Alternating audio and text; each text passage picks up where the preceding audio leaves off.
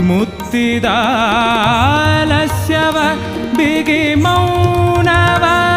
ಹೊಡೆದೋಡಿಸುವ ಮತ್ತೆ ಆ ಸಮತೆಯ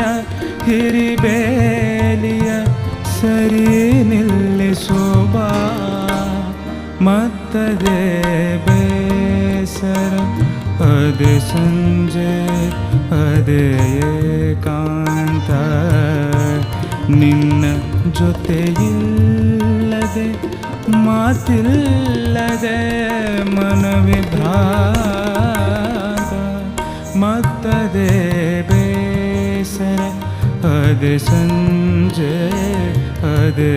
ಏಕಾಂತ ನಿನ್ನ ಜೊತೆಯಿಲ್ಲದೆ ಮಾತಿಲ್ಲದೆ ಮನವಿಭ್ರಾಂತ